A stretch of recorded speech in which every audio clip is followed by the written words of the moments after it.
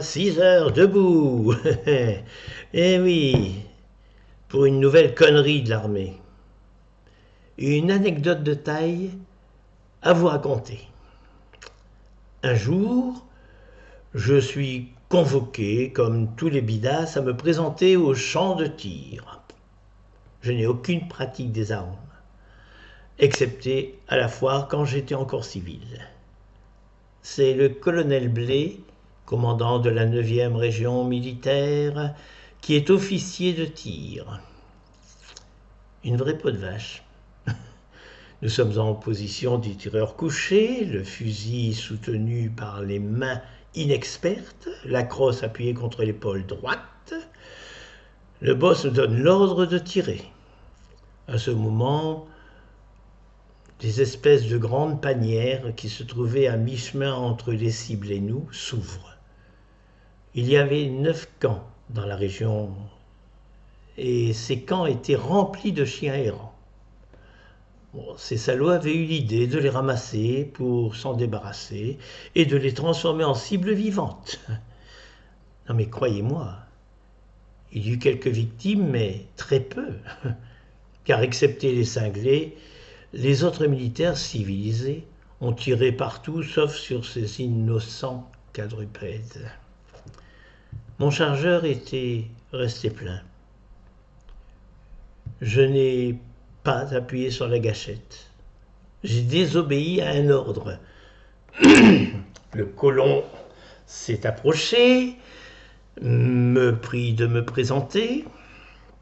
Soldat Heinrich Bruno, seconde classe par protection. Compagnie des services auto.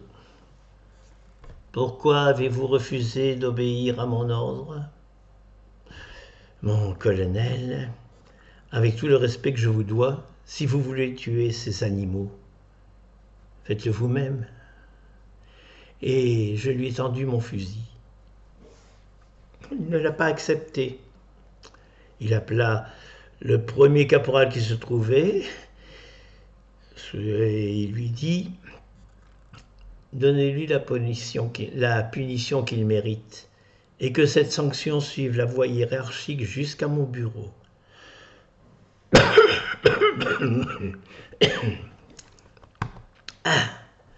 Cela voulait dire que chaque fois que le rapport passait dans les mains d'un supérieur, la peine était doublée. Elle fut tant doublée qu'à la fin de mon temps, sous les drapeaux, en ajoutant quelques autres petits délits, je suis arrivé à plus de 400 jours de prison sur plus ou moins 600 jours. Et oui, presque autant que la période du service militaire. Vous savez un truc, ce truc-là qui met en forme, service militaire. Bien entendu, je n'ai fait aucun jour de tôle. Ils avaient trop besoin de moi. Ah, si, j'en ai fait 3, juste avant de partir d'ici, et 2 en arrivant à Douai, ville où je devais être affecté. La nuit passée en tôle à Fréjus n'ont pas du tout été désagréables. J'avais un voisin de cellule fort compatissant. La première nuit fut un peu timide et en plus nous étions 4 dans la piole. Mais la seconde, nous n'étions plus que 2 et ce fut un véritable feu d'artifice. Oui, on dit que ça forme un homme, je me demande comment. Donc, en septembre 1964, j'ai reçu ma feuille de route. Je suis muté dans le Nord. J'avais fait une demande en qualité de soutien de famille pour revenir près de chez moi. Et c'est maintenant 9 mois après, alors que j'en ai plus du tout envie, que je devais faire ma valise et remonter dans les brumes du Nord. J'ai donc passé le séjour de mes 20 ans, le 16 septembre, dans le train Saint-Raphaël-Lille, via Marseille et Paris. 2 escales dont je me souviendrai. Oui, je me souviendrai du jeune marin rencontré dans les toilettes de la gare de Marseille. Il était superbement beau. Dommage qu'on ne puisse pas s'arrêter le temps quand des choses extraordinaires vous arrivent. Et Gare du Nord à Paris, une autre rencontre, moins féerique, mais agréable quand même, me fut pas si gentiment 1 heure de transit. Arrivé dans le Nord, je suis passé chez moi. Il n'y avait personne. Au fond, c'était pas plus mal. J'ai repris mon barda, repris le train jusque Douai.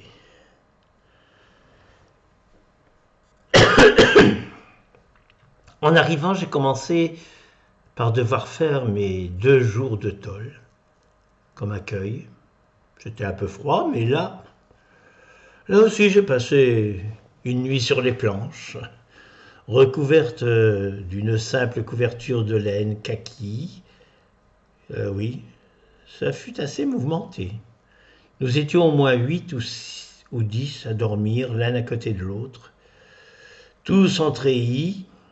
Vous savez, ce superbe costume là au dessin bizarre, vert kaki et blanc. Celui qu'on met pour ne pas être vu. Évidemment, pas de ceinturon, ni de chaussures à cause des lacets pour éviter les suicides.